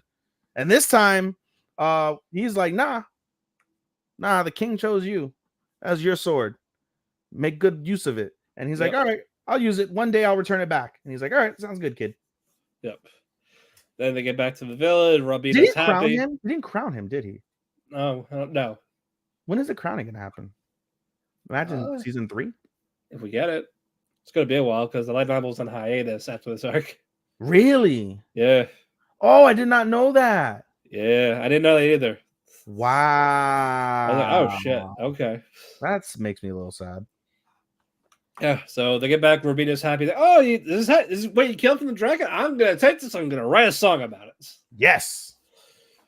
Nice song in the background. Everyone's happy. Yes. They're drinking. They're fucking. There's an orgy over there in the corners. Was there really? No, I wish. Oh, I was like, well, I missed that. How did I miss that? It's fantasy times. Of course there was. There's an orgy somewhere. Oh man. A bar playing music. Yeah, so there's an orgy around. Mm. And then we get that. There's an after credit. There's these two adventurers. Mm-hmm. These two young kids. We don't know who they are. We don't know their names. Yep. We don't know how far in the past we are or future. Yeah. They're running around like, yeah, we're gonna do this. And then one of them bumped into Will. And Will's like, you can't take anything from there. It's too much your advance. You want to go over to the kitty pile over there. And it's like, who do you think you are? It's like, don't you guys shut the fuck up. Yep. So, you guys are Avengers? Well, take this. This will help you. And it's the enchanted dagger that homie used to kill the demon prince or whatever the fuck it was, right? I think so, yeah. Yep. No, I knew that's what it was. I was just saying. I'm forgetting fucking guy's name. Where is he? Vindolf. I forget Vindolf's name. The dwarf king. The dwarf that was with him. Robina? No. Who? No, hold on. What's her name? What is her fucking name? No, not the dwarf. I'm talking about the troll. Whatever the fuck. The guy who's with him that killed the demon king. I forget his name. His real name is Vindolf. Yeah, his real name is Vindolf, but I forget his other name that they knew him by. Oh shit, I forgot now. Anyway, it was Vindolf's dagger. And anyway, so basically he's like, hey, as a custom, whenever somebody gives you a weapon, you gotta hear the ow. Thank you, Chris. Yeah, ow, thank you. Thank you, Chris. Appreciate that. Al. So it was Al's dagger it's a dagger he gave to Al that Al used to kill the dragon, or sorry, the demon prince or whatever. General, whatever. Anyway, he's like, hey, it's custom. If somebody gives you a weapon, you got to hear the story. And he's like, oh, what's the story? He's like, you got time for a long one? All right. And yeah, that was where it ends. That's where it ends. Definitely underrated. For sure. I love the hell out of the season. I gave it a light 4. You gave it a light 4? Yeah. Oh, I gave it a 4.25. Like, it was almost a 4.5. Yeah, it was almost a 4.5 for me. No, I like the adventure, but I think I want a little more with the dragon. But I think we got enough with the dragon. I wanted to get more of But they built it up. I feel like more of the adventure, explore the Rust Mountain. Like, why is it so fucked up? So just basically just cutting through. I wanted, you know what I wanted? I wanted more of a conclusion to the arc. I wanted them to crown Al. I wanted them to forecast our next villain, whatever. Yeah. See Stagnate and Gracefield. Yeah, or just see Stagnate knocked up. Yeah, see Stagnate just butt naked, I wish it was Will that was touching me right now. But no, it was still underrated as hell, for sure. We need to get an underrated award. We'll see. Because that will require an overrated award. So I'm down. Yeah, we'll see. I'm down with the shits. Alrighty. Now Tokyo. Tokyo Revengers. We're picking up where we left off with Takemichi punching the shit out of Kisaki. Who's this guy? YTH4X3. I have a real amulet of glory. Is that what you call your cock, guy? The amulet of glory? YTH4X3. Wherever you are, welcome to the show. Hope you stick around. Yes. Whatever your amulet is, I hope it gives you power. Or some. But no, Takemichi is beating up Kisaki. They're going back and forth. And then Takemichi blurted about how he was from the future. He's like, you're from the future. Like, I fucking knew it. Yep. I knew that was in my plan somewhere. That's how you keep fucking me up. That's how you keep ruining everything I do. Because you ain't shit. There's no way you could defeat me. All my plans are perfect, except for you. Yeah. You. Exactly. But when Takemichi touches him, he sees small bits of the future. Yeah, he sees Hina with Kisaki. Yep. Kisaki pulls something out of his pocket. And it was a proposal. Yep. Basically, he did all of this for a pussy he killed. He did all of this for pussy. didn't get And the killed pussy, and then killed her. Yeah. Over. Yeah. And over. And over. Yeah. And so hold on, I'm putting this guy timeout. There Oh, we he go. was commenting? Oh, he was commenting. Yeah. He was from the future. He's a samurai, some shit. Okay. I gave him a timeout.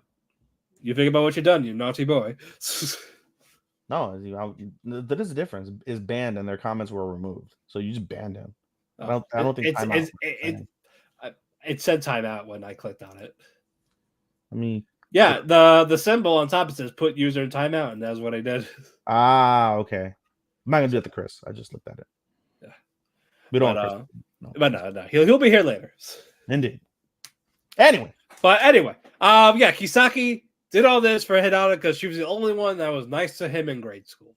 And when he was about to kind of ask her out as a kid, she was being harassed. He didn't do anything, but Takemichi as a superhero drop kicked. That's why, this is why Kisaki calls him hero. Yep. Because he was like, I'm the hero. And there's like flashbacks that like Takemichi talking somewhere like, I'm gonna be a hoodlum. That way I could be a hero and all this. And then Kisaki's like, hoodlum? That's absurd. That's bizarre. No, I'm a straight arrow. I'll do it. Yep. All for the pussy. Yeah. Like, well, if I'm the hero, if I do this, he'll acknowledge me. Senpai will notice me. Yes. And then so will Hinata. But Hinata.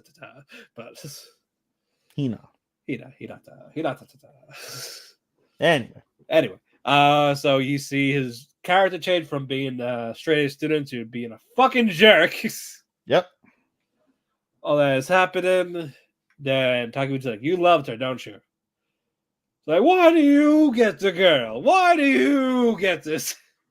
I had enough. Strap out. Yeah, he's packing heat again. You still got the heat. Doesn't do it.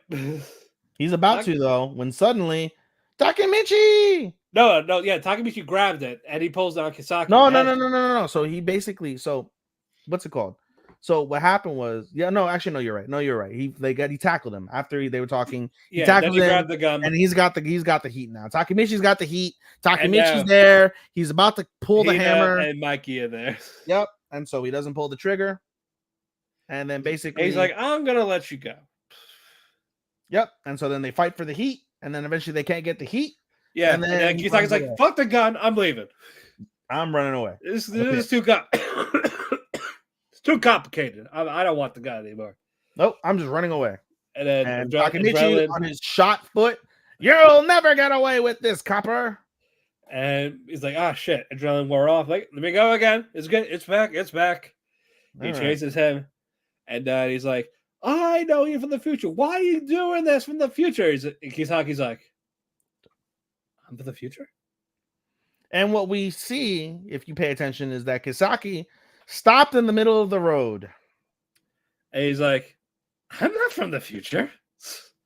I'm like, you see, Truck-kun for the fucking win. Let's go. And then we find out what happened. It was basically the trucker. He was falling asleep behind the wheel. Yep. He sees him. He turned. Not enough time, though, but he hit him in the side, and it turned his body. Broken arm, broken leg. He's internal bleeding from the head. Crushed skull, probably. That's what killed him, probably. And then Kisaki gets him. He's like, why? Why? I don't want to die. And he's like, I want to catch up to you. Takemichi. Dies. Whoa! And then Takemichi's like, what? No. What were you going to say? Passed out. We go to the other side. 5 people got arrested. Basically all the commanders got arrested. Yep. Akai got his ass kicked by Draken. Yep. That was obvious. Yep, that was going to be obvious. Yep. Kachan, or whatever his name is. Kaku-chan, he's alive. He survived. I love how you glossed over that. Like, we thought he was dead. No, he survived. Yeah. No, he lived. Yeah. Yeah, because again, he didn't get shot in the heart. He got shot in the right side. Yeah. But no, we've I like thought he bled out. Yeah, that's what they made you believe, right? Yeah. But no, 3 deaths. Izada, Kisaki, and who was the other one? Sorry, I was vaping. Emma. Yes, right, Emma. Yeah, all 3 deaths. Takemichi woke up in the hospital. He's walking around on crutches. He's got a bandage on his foot. And he's walking Go visit around a bit. Kaku-chan. And go see Kaku-chan. And they start talking about Kaku-chan. And Kaku-chan's like, the ambitions of Tenjiku are over. And he's like, they're not over unless you want them to be over. And he's like, well, what do you mean by that? And he's like, I don't know what it is, but ever since this ended, I can't stop shaking. Yep, and Takemichi looks down at his shaking hand. And yeah, basically, he got what he wanted, but he got no answers. Now he's never gonna get them. Or will he? Because he's dead. Or will he? But no, this was the best arc. This was oh my god, this was tremendous. There's not a thing I can complain about either arc when you put it all together as a season. Très magnifique. Très magnifique. 5 stars. 4.25. 5 for me, buddy. Oh no, that's fine. That's fine. I get it for you. I get it for you. 4.25. Fucking Russian judge. That's the highest praise it'll get till after it's over. It's over. I wrote that in my review toward the end. I was like, I'm being told that everything gets worse from here. It'll be a shame to see the way this series ended in season 2 be bastardized in season 3. But like I said, I think you'll probably like it, or you'll get annoyed. I'm gonna be predisposed to annoy because you're so annoyed by it. I'm already preconditioned. I'll pretend. I'll pretend to be happy for you. Oh God. I just want to hear you talk shit because that's gonna be glorious. That's gonna be absolutely glorious. You're gonna rip it. 100 girlfriends who really, really, really, really love you. We start off with Monin. Yes, my man's becoming a man. Rentaro and Hahari. Yep. Like Rentaro. It's the blushing, the rented, the moaning, the panting, the blushing. Yep. I can't hold out anymore. Shirtless. Rentaro is topless while Hahari is wearing like this gown. Yep. He's getting it from the back. We find out he was dressing him up. She was dressing him up. Not only dressing him up, cross-dressing him up. Yeah, and of course all the girls loved it. Yep. But like, all right, well, he's passed out. The only way to wake him up now is a prince. Yep. So they cross dress AI. Yep. She's handsome as Prince Charming there. She is. So she can pull it off. It's good. Yep. So they do the kiss. Rentaro getting the vapors. To declare you're giving me the vapors. Some doki doki. I'm taking a bath. I'm going away. So what's the first thing that all the girls think of? How big's his dick? Dick! And then they don't Hahari, even say no chin-chin. Oh, chin-chin. They're talking about dick. And then Hahari and Hikari are like, let's get our phones out. It's like, what are you doing? Oh, no, nothing. We're going to spy. Just a little bit. Not a lot. Yeah. And Shizuka is the only pure one. Like, no, we cannot. No. Respect his privacy. Like, yes, you're sweet and all, but we need dick. Tie her up. Yep, we got to preview what we're going to be getting. Yeah. So they tie her up like in a sleeping bag type of thing. She's like a cute little cocoon. Yep. Don't worry about it. We'll be right back and we'll report on what we saw. Yep. And then Kasuri, she's the first one to go for the look through the window. It's like a scary Halloween. Like, ah! Yep. Scares the shit out of Rentaro. It's like, no, you're doing it wrong. What are you doing? You're gonna kill him. Yep. And someone does it again. It's like, ah! Yep. And they're like, all right, this isn't working. What's next? The attic. Yep. Go for the attic. while that's going on, Shizuka's like, "No, I need to stop them. I got it." He's like wiggling. Yep. He's like, "Wait, I can't go down the stairs." The dog pushes her. Ah! And then she makes a sharp right turn. Roll. That was fun. Yep, and she like doesn't that make her break out of the thing when it crashes? Yeah, because she crashes into like the hot tub thing, and then she falls into the hot tub, and then of course, what's it called? Rentaro starts running over like, Shizuka, are you okay? Are you okay? And as he runs over, his towel falls off. Turns out Rentaro went soft. He's packing. Yeah, and Shizuka, I love that she got it first. Like it's a pure one. She got it first, and she starts squirting from the nose blood. Yep, and passes out. She likes elephants now. It used to be giraffes, but it's elephants now. Yep. So that happened. She can die happy. She's in bliss. Yep. But Rentaro's like, no, I need to save her. She almost drowned and she's in blood now because she saw my chin. And so he runs out of the towel. He puts his towel back on, runs out with her, and sees all the girls all clustered next to the attic. And they're like, hey, girls, what are you doing? Oh, we're playing hide and seek. And then fucking Karai's like, it's the Halloween wire to see your dick or a barker. It's like, dude, shut the fuck up.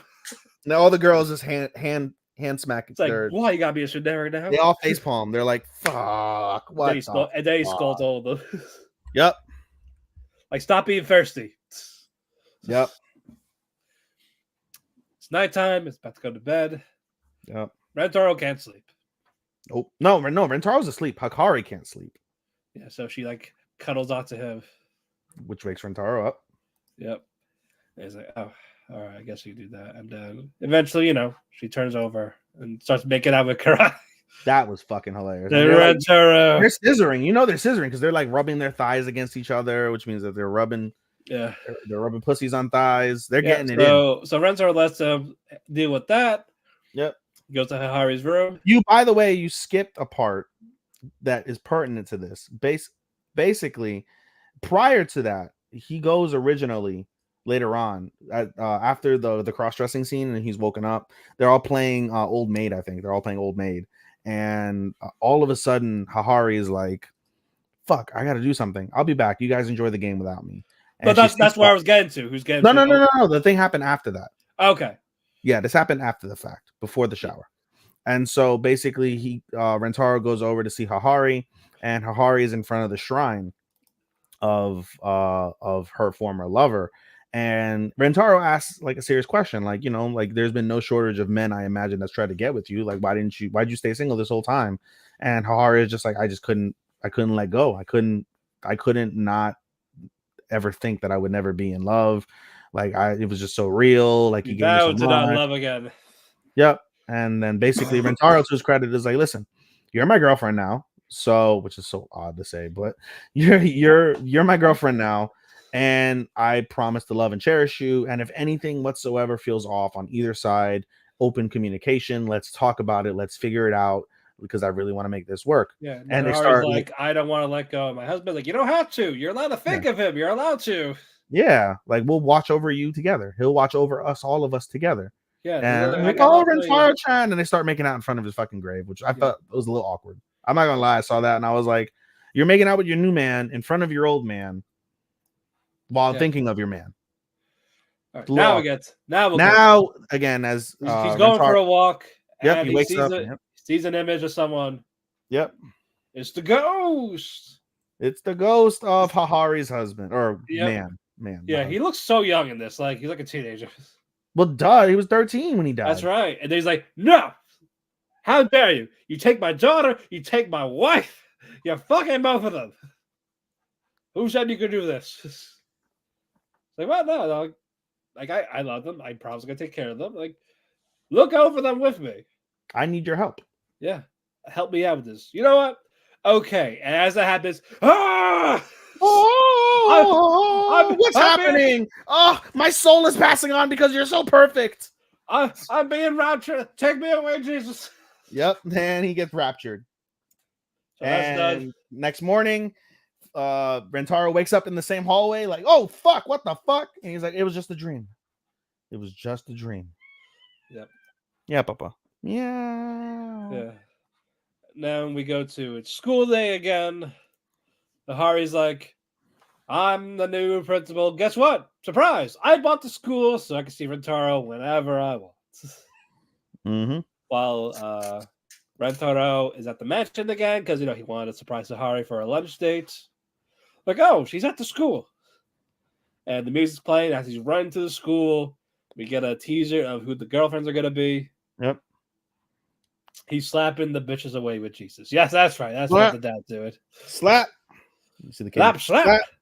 So yeah, we get the three of the girlfriends, the maid, the students, some of the students. Happy ending. There's also 4.25 for me.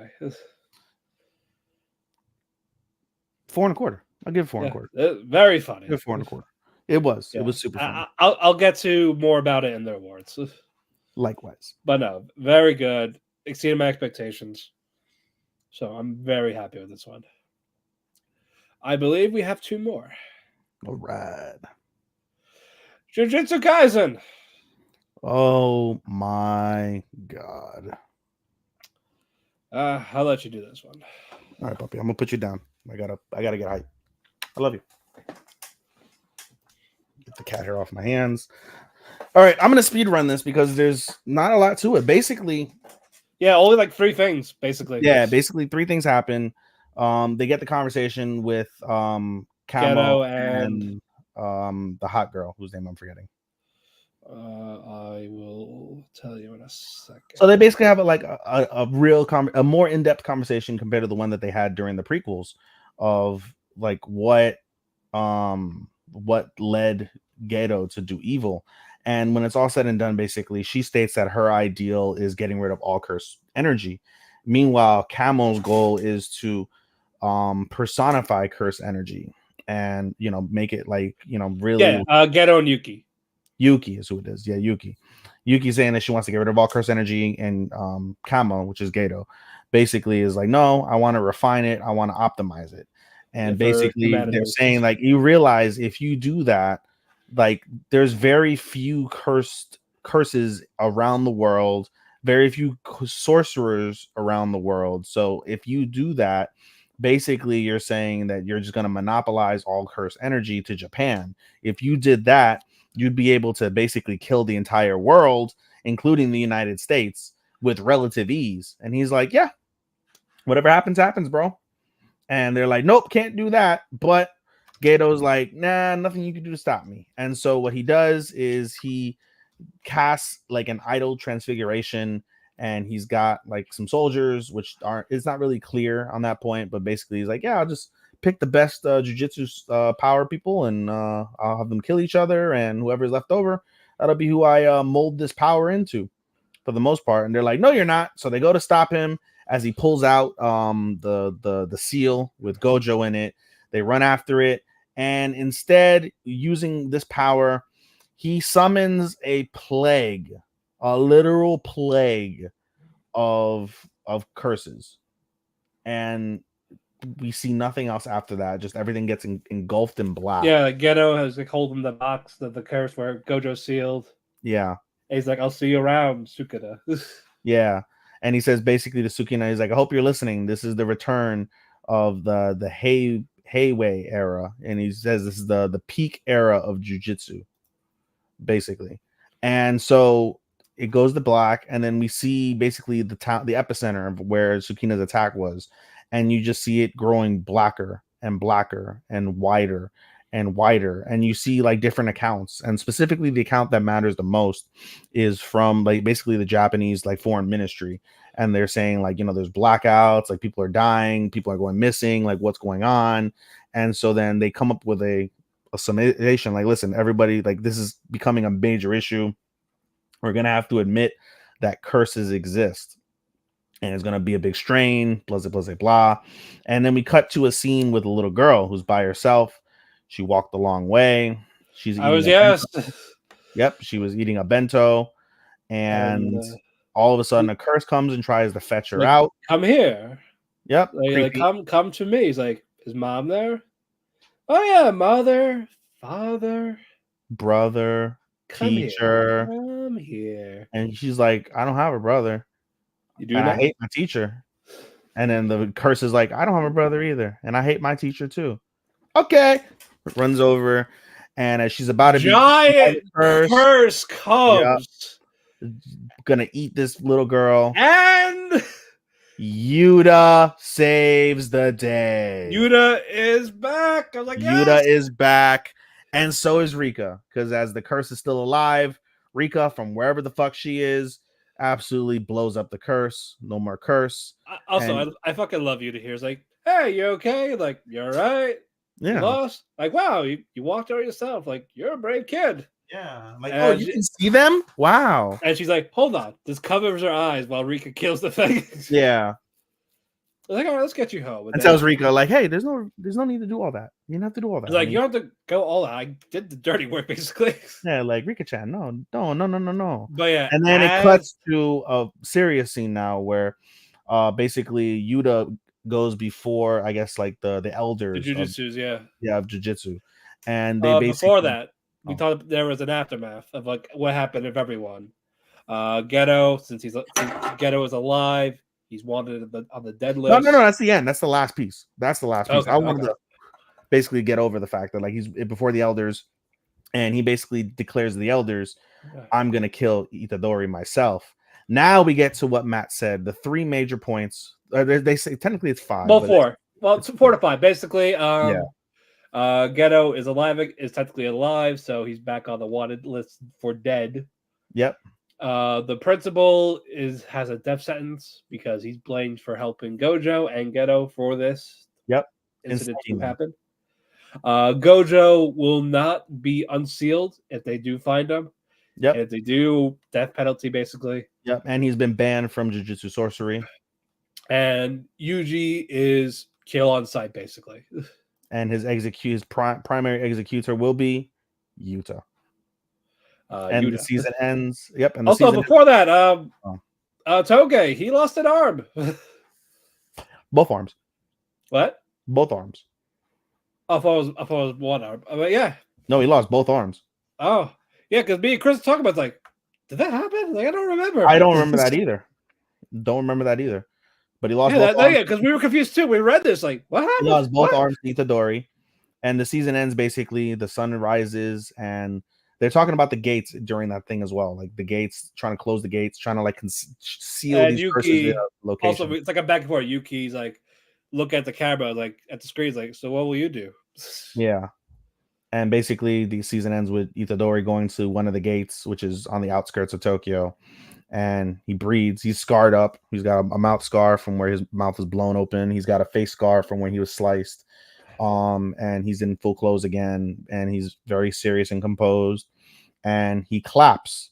And there's a rumbling underneath him. And all these curses just there's two giant ones. Two giant curses come out. End series. I'll get more into it. I'll get more into it when we get to the finale. Yeah. But 4 3/4. 5. That's fair. Like I said, a couple things I will get to that later. But it's not just the production.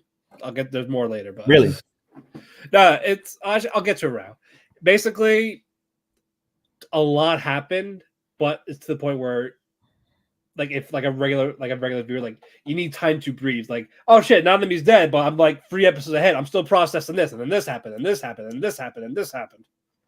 Like, you're still absorbing while everything happened. I get that, but I don't mind that either, because it's just like you get the emotional gut punch, but you don't get it to the bad credit. I get what you're saying from a negative standpoint. You can't process from a good. No, it's like you're not breathing. You're like gasping too much, like nothing's coming out. Like give me a minute, like hold on. I like that personally, but I see how it could be detrimental. I get your point. Yeah. That's fair. Like, oh shit, I'm sad this. Oh shit, Nabara. Like, oh shit, and then fucking Toto, his arm. It's like, fuck. All these and Maito's he's here, like, what? And Geto's doing this, like, what? So much. Yeah, it's a little too much.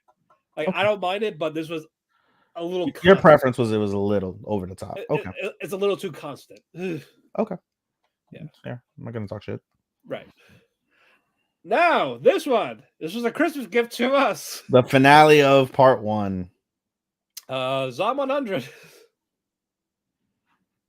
3 episodes, basically.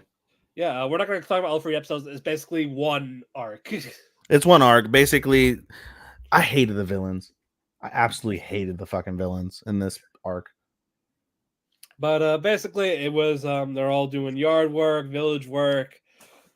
Get along. Kenshiro is being a lolicon to Anju. Yep.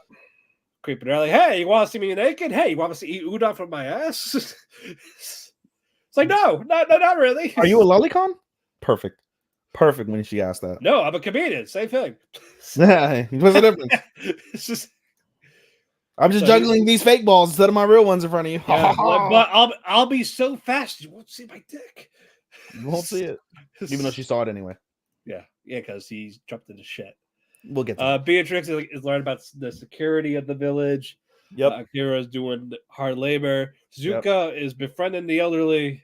Oh, you're a doctor. I can't believe she's a doctor. I know. TV.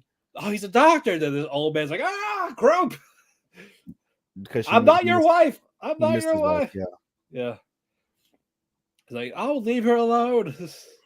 Never. Yeah, exactly. What's going on? Kata, Higurashi, he's going to his three or four buddies, and like, let's cause mayhem. So basically, start a fire. Let the zombies in. They're leading the pack. They're leading the charge. Charge. Well, while that's going on, Akira is having a heart-to-heart talk with his dad. Yep. Like, oh, like I had dreams too, like you before. Like, what? Like, oh, like, what did you want to do? What was your dream? You want to be an astronaut? He's Senku's stepfather. Before the, but no, because he just like, no, you just want to see the stars. Always like the beauty of it. Like time stands still, basically. Yep.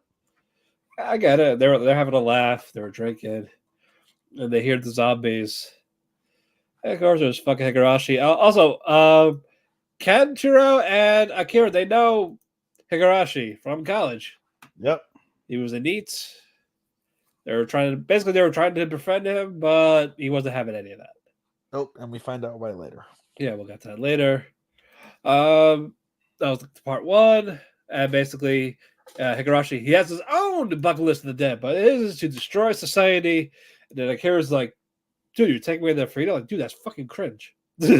For real. It was fucking cringe. It's like, dude, no.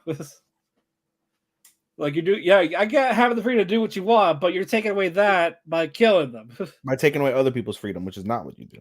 Yeah, that's not cool. That's not very cash money of you. No, not at all, bro. Yeah, so we got people 4-on-4. Well, not really 4-on-4. Higurashi's doing his own thing to lead the charge. Akira is like trying to get people in safety. Yep. Ken's fighting one of the guys who is not appreciated by his wife, but you find out he basically does not care about his wife at all. Yep. Treats her like a maid. Yep. While he does jack shit. Yep. Well, he works, but other than that, he works. Not appreciated work, and I see why. Fuck him. Yep. One's a fat rapist. Yep. No luck. He's an idiot. And he's an idiot. And he burnt the building he was working. He worked in. That was funny. I was like, oh, how was I supposed to know a cigarette does that? Yeah, it's their fault for not putting an ashtray. Well, okay, moron. Still take it out. Like, do it out. Smoke outside. Idiot. And the other was like, oh, she's proper. She's a bitch. Everything has to be perfect. Fuck her. But they're all idiots. They're all awful. Yeah, they're all awful people. All 4 of them. They all deserve to die. They did. They did die. And they all did. It was great. Yeah, all eaten by zombies, kind of. But we'll get to that. Yeah. Akira, he's at where his father is. While fucking Bia, I fucking love Bia, by the way. Yes, Bia's.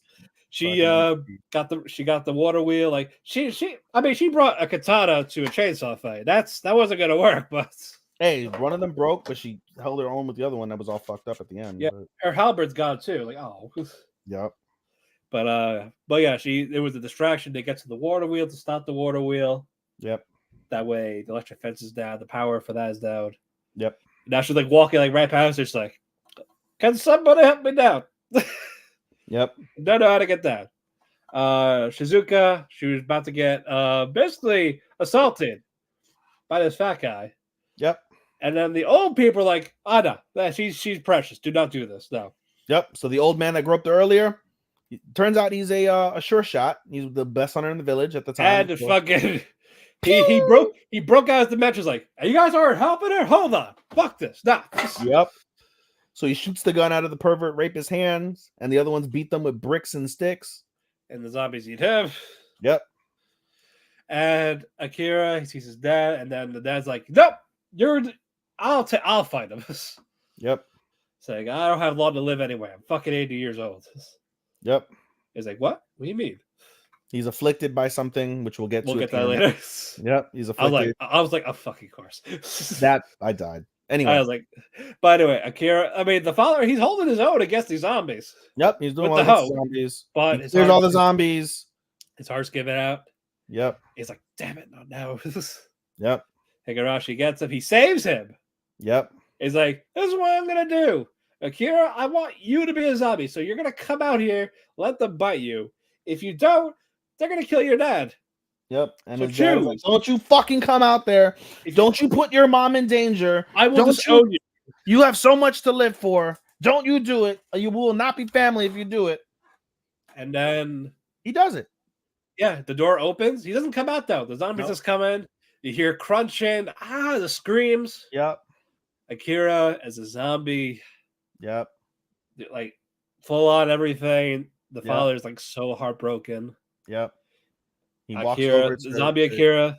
Yep. And he jumps up and grabs Igarashi. And psych. Yep. Come, of course, to find out one of the girls that was with him is a makeup production artist who worked right before the zombie apocalypse on making zombies. So she zombie-fied him, and they brought the zombies in, and the ladies went with like fucking hoes and pitchforks and fucking killed the zombies. Yeah, they made the sound that way they were dead. Yep. And then he tries to talk no jitsu Igarashi. Yeah, and then Higurashi's he doesn't want to hear it. No, but a zombie bites his leg. And like, and Akira's trying to talk to him. He's like, hey, what's your dream? We can do it. I'll cross it up. I'll write your list, cross it. And Higurashi just runs away. Yep. He's running, he's crying. Like he had friends. Yep. But he was an asshole. Yep. And in college, Akira and Ken were trying to be nice to him. Yep. But he didn't know how to process it, so that he just freaked out and ran away. Yep. And basically, he wanted to swim with friends. And he swam. He drowned himself in the water. Yep. But Oswald, nope. Ken's covered in shit. You didn't know, because in order to defeat the other guy, he had to jump in shit. Yep. And basically, I wanted to go by smell. I'm going to jump in here like a Mario style pipe. Face first into the shit. And that's human shit, not animal shit. No, that's that's all, one of the cesspools. Yep, that's all villager shit. Yep. But there's still zombies, there's still a fire, so they have to run away. They leave the village. They're like, oh, quick to the bridge, but the bridge is gone. Yep. And the old man, the craftsman that they met from episode 9, what was his name? I don't know. Masaru, yeah. He built another one. Like, hey, I saw it was busted off, so I built you a new one. Here. Yep. Lost it. Ken and Akira, they're holding on to while everyone crossed. Yep. They're like, let's jump. Ah! Smack. I was like, Itai! Yep. That hurt. I also love how the shit disappeared. Ken's body after this. Like, it's gone. There's no sensor or anything. Just nope. I would not be near him for a while until he showered. Multiple times, yeah. Multiple times, yes. But then they climb up. Akira's about to get up, and he sees the father there. I'm proud of you. I was like, you say that if you weren't here, we all would have been dead, which is true. Probably. Yeah, no. Igarashi was going to try to kill him eventually, so. Yeah. Then everyone's happy. They're all celebrating a bit. We see the father laying on his bed like he's going to die. Yep. Why Like, is he getting happy? There's no cure for this illness. There's no. It's like, Yeah. what does he have? Hemorrhoids.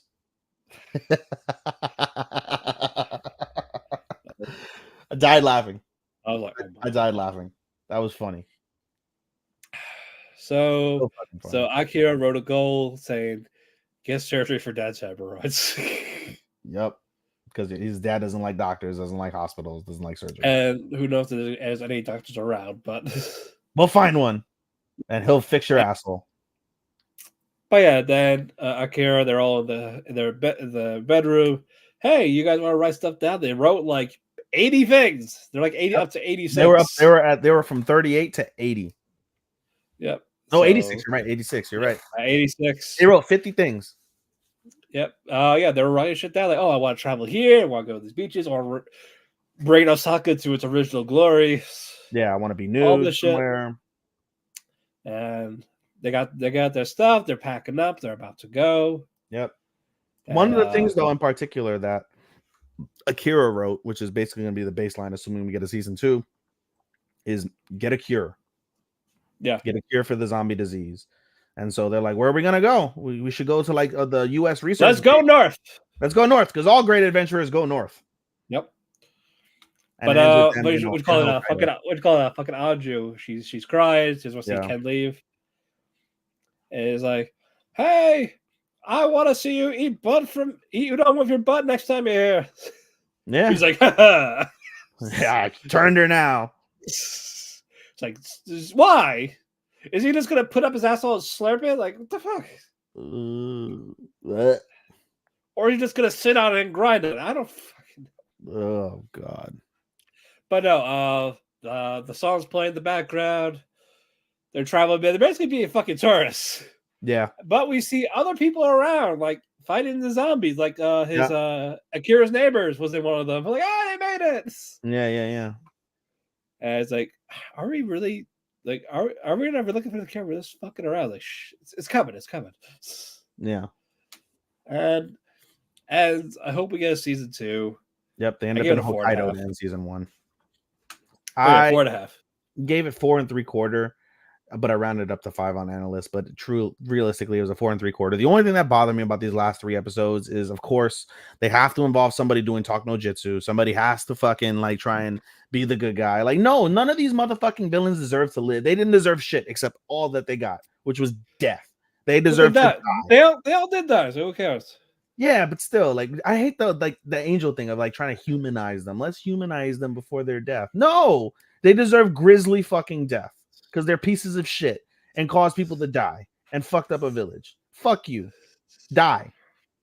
I'll do the world and the anime a favor and just die. Please. That bothered me a little bit. But that is it for us. That is it with part 1. Yep. We are going to take a 10-minute break. When we come back, we're going to have Chris here with us, and we are going to do our Keki Awards and our top 10 for the season. Guys, stay tuned. Thank you for joining us on these great season. Very good season. I'm happy about it. We'll see you guys in a few minutes. Bye-bye. Bye-bye.